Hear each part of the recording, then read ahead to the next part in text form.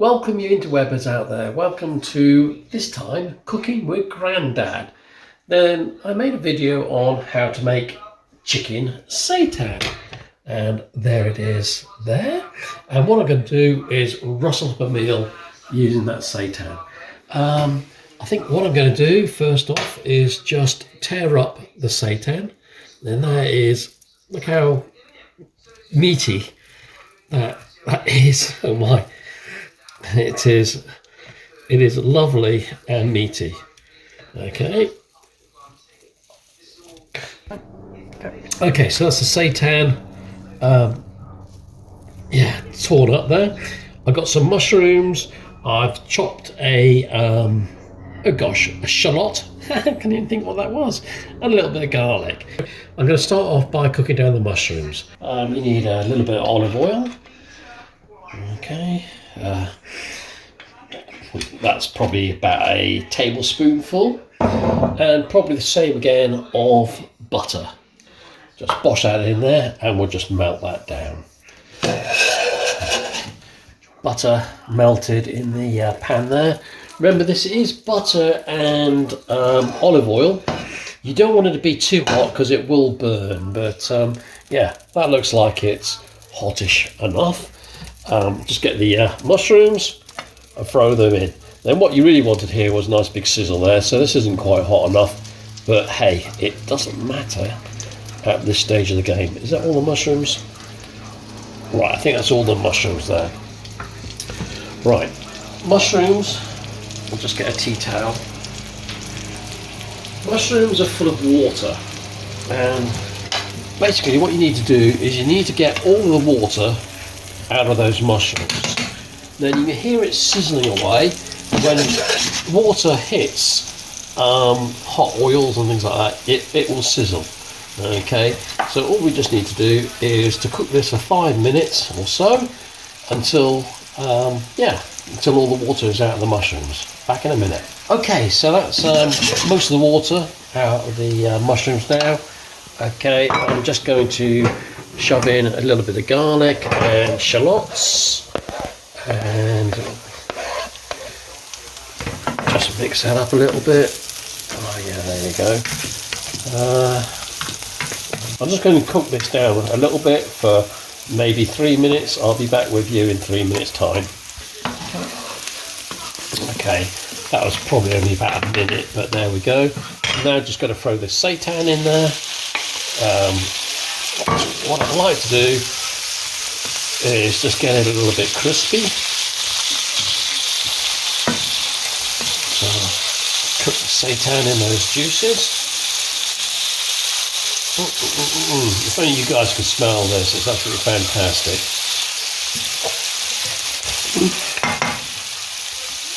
Okay then, so that's the garlic and onion and mushrooms and seitan chicken all infused as we steam up the lenses. Right, got some creme fraiche here. I'm just going to put a nice big dollop of creme fraiche. Let's just put another dollop in. There we go, that's a creme fraiche in there. I'll just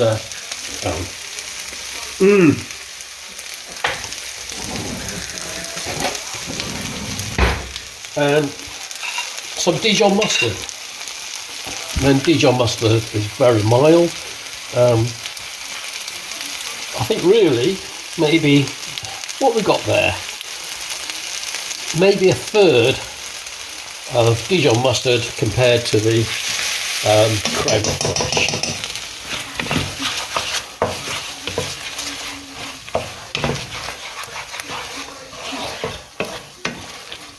Get that nicely mixed up there. Don't know whether that's enough or not, but yeah, enough.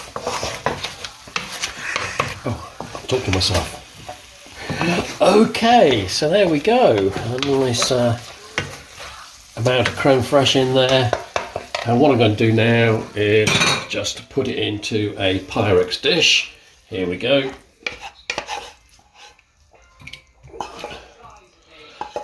Can you guess what's going to happen next?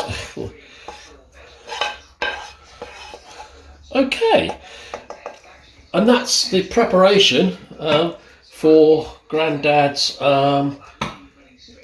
Seitan chicken thing. I'm sure it'll have a name. I haven't thought of a name for it yet. What I'm going to do is I'm going to parboil some new potatoes and just put them in as well whilst we're just waiting. That's the potatoes been on for 10 minutes, nicely parboiled. I'll just drain them off. Okay, potatoes drained. Just put a knob of butter in there, and I'm just going to let them cool down. I'll sprinkle it with butter, and then I'm going to transfer a few potatoes into the dish here, and I'll get back to you when I come to that bit. There you go then, so the potatoes are now in there. What I'm going to do is just put a bit of tin foil on top of there, if I've got any. There we go. There's the tin foil, and that's all ready to cook. It'll probably take, let's say, half an hour at 180, I would have thought. So I'll just leave that till tea time. I found some asparagus, so I think I'll put some asparagus in the meal as well. Then you may have seen on Old Wives' Tale that if you bend this, it will break at the point where it needs to break. Well, that's a load of rubbish, because I can break that there and then go there and break it all up. It really is a load of tosh.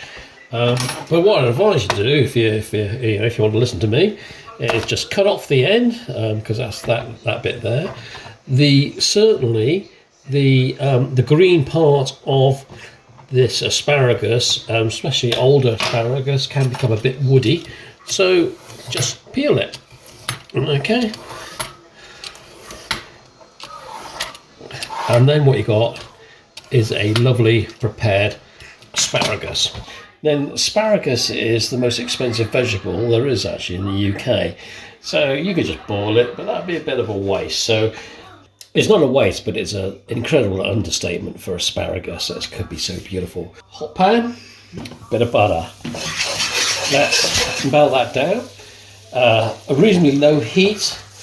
And what we want to do is get a nice nutty texture to the butter, and that will come with a little bit of cooking. Right, bear me 1 moment.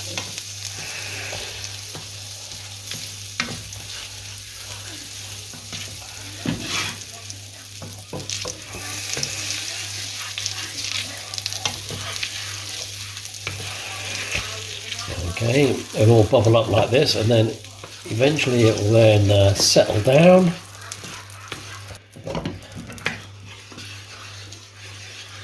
Okay, so the bubbles disappearing.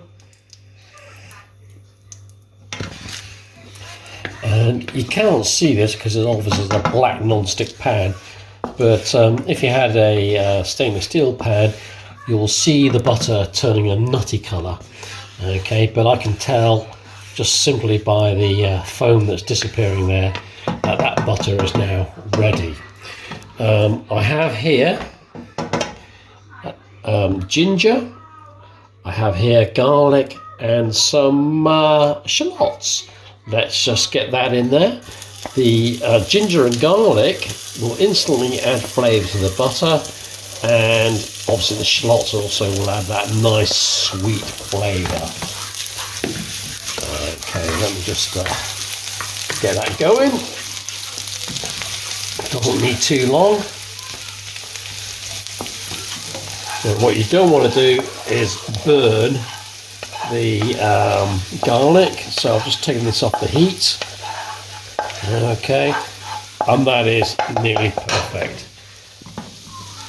In with the asparagus. The asparagus really just needs heating up, doesn't need too much cooking, but here you go. I'll be back in a few minutes as I let that cook down.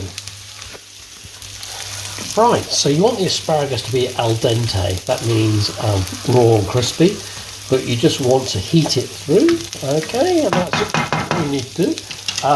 Next stage, a little bit of salt and pepper. You must have seasoning. Okay, salt, pepper. I do like to add a bit of soya sauce. Okay, there we go. not too much because there's a lot of salt in the soy sauce. And then just a little taste of this, a little splash of lemon juice. Then if you've got fresh lemon, that's a lot better. I had a look and I'm out of lemon, so I'm going to use lemon juice.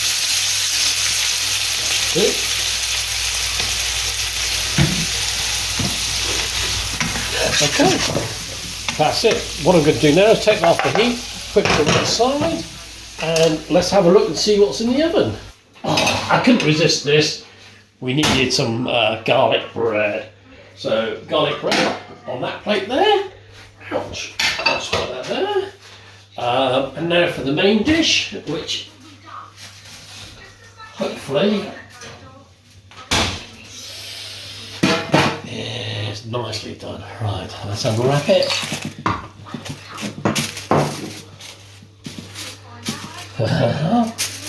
Like Christmas.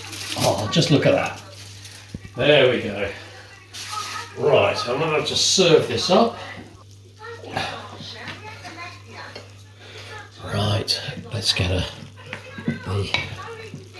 mix it up a little bit. Just get those flavours going. And then, right, okay, it's now ready to serve up. Here we go.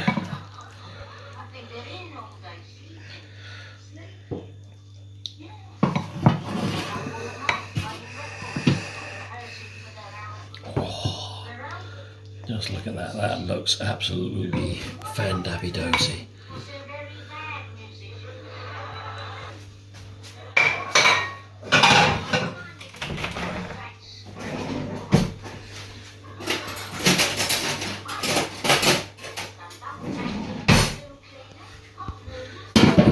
Look at the asparagus. Oh wow, that is scrum.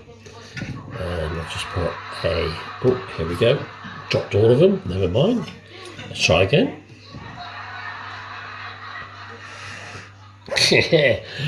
Well presented, isn't it? Set that one off. Put that one there. Okay. Get that one there. Okay. Oh wow, look at that. We are now going to sit down and enjoy this lovely meal. Okay guys, Grandad out.